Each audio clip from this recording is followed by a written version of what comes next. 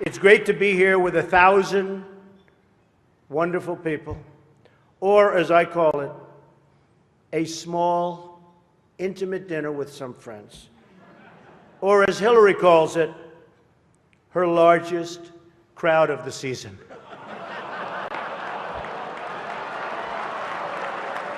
This stuff.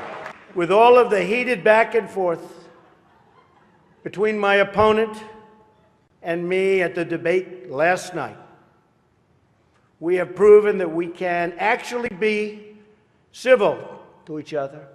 In fact, just before taking the dais, Hillary accidentally bumped into me, and she very civilly said, "Pardon me."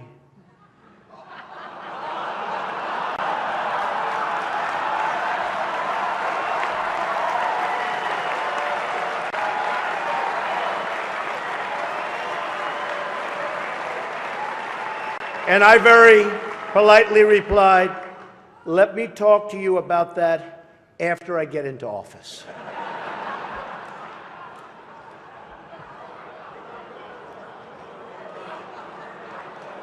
Just kidding, just kidding. And Hillary was very gracious. She said if somehow she gets elected, she wants me to be, without question, either her ambassador to Iraq or to Afghanistan. It's my choice.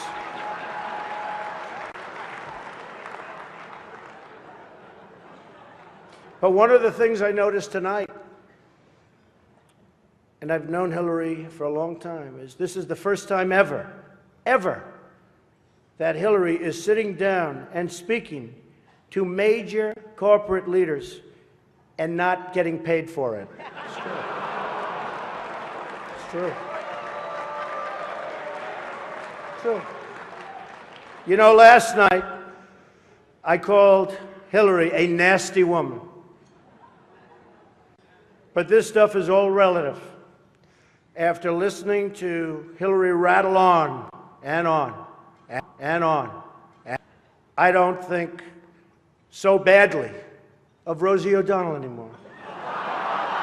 In fact, I'm actually starting to like Rosie a lot.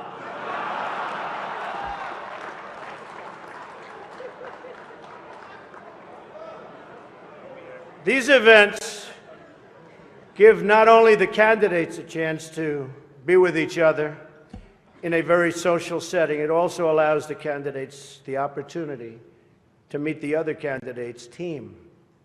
Good team. I know Hillary met my campaign manager, and I got the chance to meet the people who are working so hard to get her elected.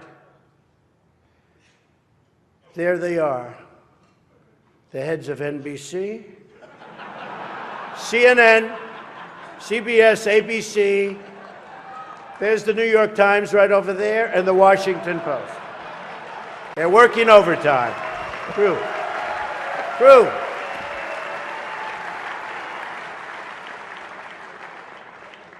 Oh, this one's going to get me in trouble. Not with Hillary. What an amazing honor it is to be with all of you. And I want to congratulate Hillary on getting the nomination, and we're in there fighting. And over the next 19 days, somebody's going to be chosen. We'll see what happens. Thank you very much. God bless you, and God bless America. Thank you. Thank you. Thank you very much. Thank you.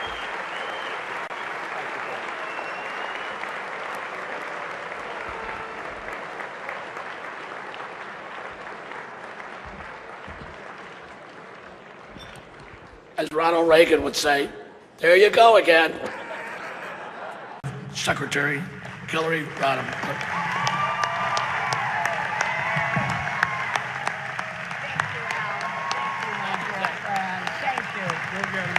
Thank you.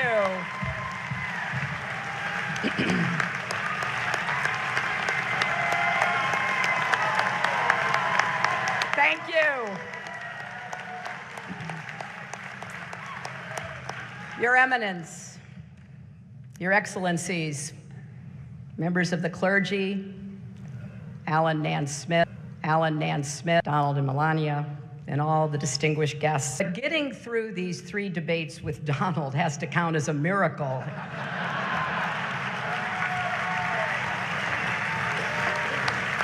So I guess I'm up against the highest, hardest stained glass ceiling. And, you know, because this is a friendly dinner for such a great cause, Donald, if at any time you don't like what I'm saying, feel free to stand up and shout wrong while I'm talking. You know, come to think of it, it's amazing I'm up here after Donald. I didn't think he'd be okay with a peaceful transition of power.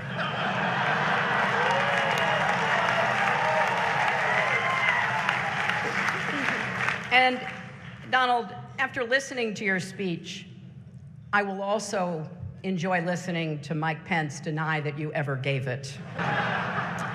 People say, and I hear them, I know, they say, I'm boring compared to Donald, but I'm not boring at all. In fact, I'm the life of every party I attend, and I've been to 3. So as I've said, we've now had our 3rd and thankfully final debate. Sharing a stage with Donald Trump is like, well, nothing really comes to mind. There is nothing like sharing a stage with Donald Trump. Donald wanted me drug tested before last night's debate. And look, I gotta tell you, I am so flattered that Donald thought I used some sort of performance enhancer. Now, actually, I did. It's called preparation.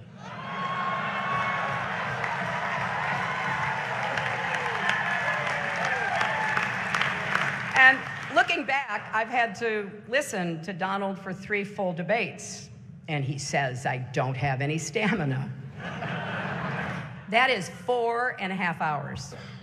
I have now stood next to Donald Trump longer than any of his campaign managers. Now, look, I have deep respect for people like Kellyanne Conway. She's working day and night for Donald, and because she's a contractor, he's probably not even going to pay her. But I think the good news is that the debates finally allowed Republicans to unite around their candidate. The bad news is it's Mike Pence. And it's been a long, long campaign. That should be one of our highest priorities, shortening the campaigns. And whoever wins this election will either have the first female president or the first president who started a Twitter war with Cher. And if Donald does win, it'll be awkward at the annual President's Day photo when all the former presidents gather at the White House, and not just with Bill. How is Barack going to get past the Muslim ban? Now, Republicans in particular seem frustrated with their nominee. Paul Ryan told the Republican members of the House, you don't have to support the top of the ticket. Don't worry about anyone besides yourself.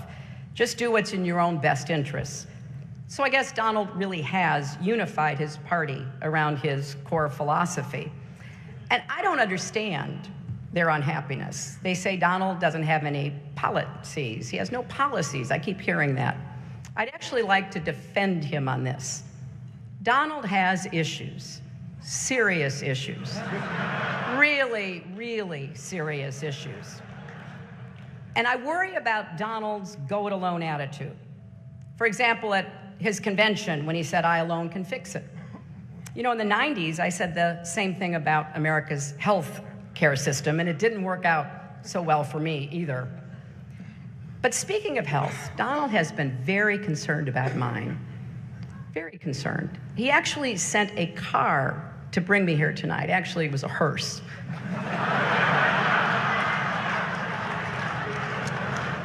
But I kind of want to just put the information out there so everybody can draw their own conclusions and you can judge our relative health. We've each released our medical records. My blood pressure is 100/70. His is unbelievably great. My cholesterol is 189. His is presidential. My heart rate is 72 beats per minute. His is the most beats ever, or the least beats ever, whichever sounds best. But Donald really is as healthy as a horse. You know, the one Vladimir Putin rides around on.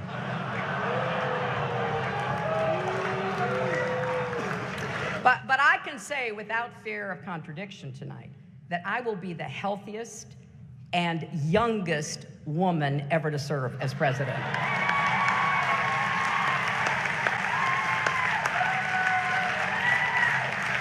But this has really been a strange campaign. You saw it last night, you saw it again tonight. Donald has attacked me for a life in public service, and I didn't get that at first. I kind of get it now. As he told Howard Stern, he doesn't like it when women have been around for more than 35 years. But Donald, we have so much more in common than actually you may realize. For example, I've tried to inspire young people by showing them that with resilience, anything is possible, and you're doing the same. A third grade teacher told me that one of her students refused to turn in his homework because it was under audit. And here's another similarity. The Republican National Committee isn't spending a dime to help either one of us. So tonight, let's embrace the spirit of the evening. Let's come together, remember what unites us, and just rip on Ted Cruz. How we can do more for each other and better for each other. Because I believe that for each of us, our greatest monument on this earth won't be what we build, but the lives we touch. And that is ultimately what this dinner is all about. And it's why it's been such a great honor to join you all again. Thank you.